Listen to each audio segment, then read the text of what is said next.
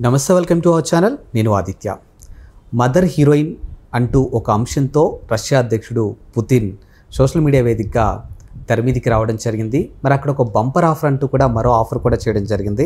మరి ఆ bumper offer ఏంటి, ఈ మదర్ హీరోయిన్ కాన్సెప్ట్ ఏంటి, ఇలాంటి ఎన్నో అంశాల గురించి తెలుసుకునే ప్రయత్నం చేద్దాం. ప్రస్తుతానికి మనతో పాటు స్టూడియోలో ఉన్నారు ప్రముఖ senior journalist and political analyst CS Rao garu. So సార్ని అడిగి మరిన్ని విషయాలు తెలుసుకుందాం. సార్ నమస్కారం. సార్ నమస్తే. రష్యా అధ్యక్షుడు పుతిన్ బంపర్ ఆఫర్ అంటూ ఒక అంశాన్ని తెర మీదకి తీసుకురావడం జరిగింది. At the same time mother heroine అనే ఒక కాన్సెప్ట్ని కూడా తీసుకురావడం జరిగింది, ఒక అంశాన్ని తీసుకురావడం జరిగింది. మరి ఆ మదర్ హీరోయిన్ ఏంటి, ఆ బంపర్ ఆఫర్ ఏంటి? ఇప్పుడు రష్యా అధ్యక్షుడు పుతిన్ ప్రకటించినటువంటి మదర్ హీరోయిన్ అనే దానికి ఆంధ్రప్రదేశ్లో చంద్రబాబు నాయుడు గారు చేస్తున్నటువంటి నినాదానికి లింక్ ఉంది. ఏంటంటే రాబోయేటువంటి రోజుల్లో పిల్లల కొరత ఏర్పడుతుంది, జననాలు తగ్గిపోతాయి అనేది చంద్రబాబు నాయుడు గారు నాకు తెలిసినంత వరకు గత 5 ఏళ్ల నుంచి విస్తృతంగా ప్రతి వేదిక మీదనే చెప్తున్నారు. అది నిజము అని చెప్పి ఇప్పుడు రష్యా అధ్యక్షుడు పుతిన్ ప్రకటించినటువంటి మదర్ హీరోయిన్ పథకం కనిపిస్తుంది. ఏంటి ఈ మదర్ హీరోయిన్ పథకం అంటే 10 మంది పిల్లల కంటే 10 లక్షలు, పిల్లల కంటే 10 లక్షలు ఇస్తామని చెప్పి ఆయన ఇప్పుడు మదర్ హీరోయిన్ పథకం కింద అనౌన్స్ చేశారు. అంటే ఆ దేశంలో తాజాగా డేటా తీస్తే జననాల సంఖ్య మరణాల సంఖ్య డేటా తీస్తే కనుక జననాల సంఖ్య 2023 కంటే 2024కి వచ్చేటప్పటికి దాదాపుగా 6% తగ్గిందని చెప్పి వాళ్ళు సుమారుగా అంచనా వేశారు.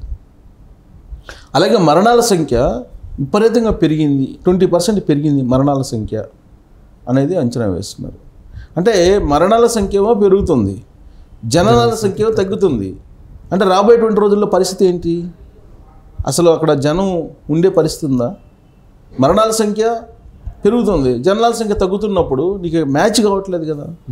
అంటే జనాభా కొరత ఏర్పడుతుంది అనేది గ్రహించారు పుతిన్. అందుకే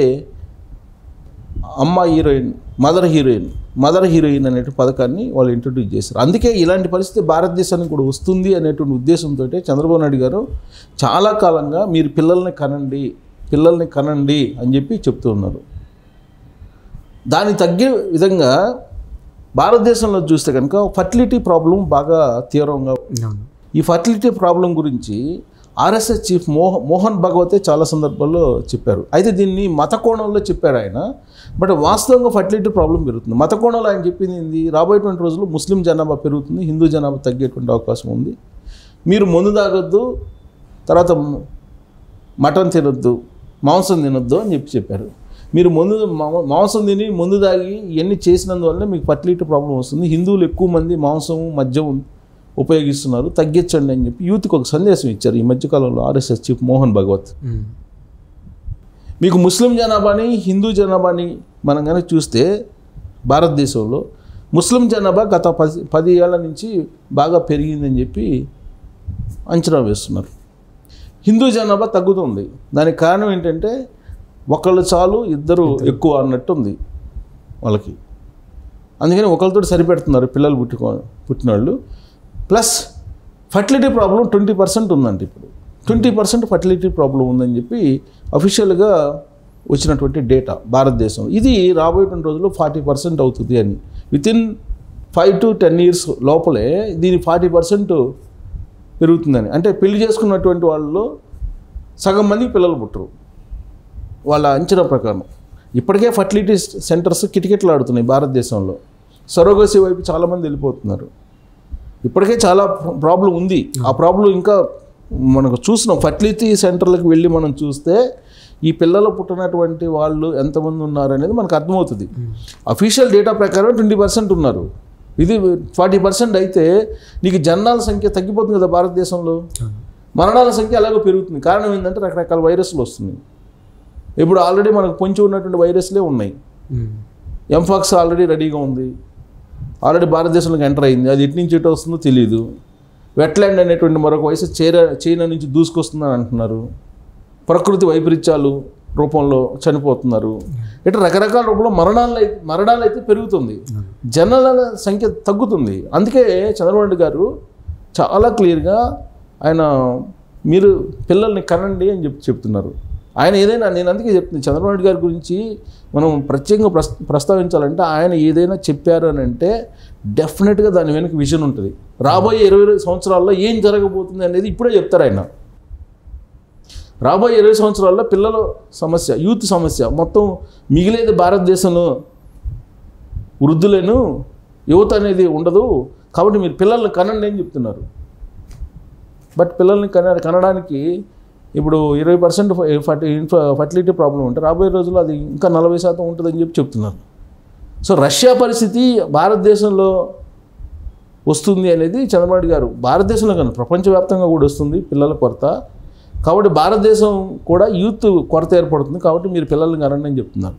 ఇప్పుడు రష్యాకు ఉన్నటువంటి ప్రాబ్లం, రష్యాకు ఉన్నటువంటి డిసడ్వాంటేజ్, భారతదేశానికి ఉన్నటువంటి అడ్వాంటేజ్ ఏంటంటే ప్రస్తుతం యూత్ ఎక్కువగా ఉన్నారు భారతదేశానికి. కాబట్టి మనకి శ్రమ చేసేవాళ్ళు కూడా ఎక్కువ ఉంటారు. ఆ శ్రమకు సంబంధించినటువంటి దాన్ని విలువ కట్టడం అనేది అది నీకు చాలా టఫ్. అలాగే వృద్ధులు ఉంటారు, చైనాలో వృద్ధులు ఎక్కువ ఉన్నారు, అందువల్ల అక్కడ నీకు ఉత్పత్తి తగ్గుతుంది అనేది కూడా ఒక అంచనా ఉంది. సో ఇవన్నీ కూడా మనకి సిల్లీగా అనిపించవచ్చు చెప్పుకోవడానికి, కానీ అది చాలా సీరియస్ ఇష్యూ. రాబోయేటువంటి రోజుల్లో చాలా సీరియస్ ఇష్యూ. అందుకే ముందుగానే అప్రమత్తం చేస్తున్నారు చంద్రబాబు నాయుడు గారు. ఇప్పుడు రష్యాలో యాక్చువల్ ఫిగర్స్ చూస్తే మనం, రష్యాది 6 నెలల్లో అత్యల్పంగా జననాల రేటు ఉందంట. 5,99,000 జన్మించారు. అంటే 6% తగ్గింది గతంతో పోల్చుకుంటే అని చెప్పి లెక్క తేల్చారు వాళ్ళు. జననం అంటే పుట్టుక అనేది ఒకవైపు ఏమో యుద్ధం నడుస్తుంది, ఇంకొక వైపు ఏమో మరణాల సంఖ్య పెరుగుతుంది భారీగా. బట్ అక్కడ పుట్టించేవాళ్ళే లేరు, పుట్టడం లేదని చెప్పి వాళ్ళ బాధ. సో కానీ ఈ ఏడాది, ఈ సంవత్సరం జూన్ వరకు 5,99,000 మంది పిల్లలు పుట్టారంట రష్యాలో. అదే లాస్ట్ ఇయర్ జూన్కి పోలిస్తే 16,000 మంది తక్కువ ఉన్నారంట. సో 2024 జూన్లో 1,00,000 కంటే తక్కువ మంది శిశువులు జన్మించారు. దీంతో నవజాత శిశువుల సంఖ్య 6% తగ్గిందని చెప్పి రష్యా అఫీషియల్గా అనౌన్స్ చేసింది.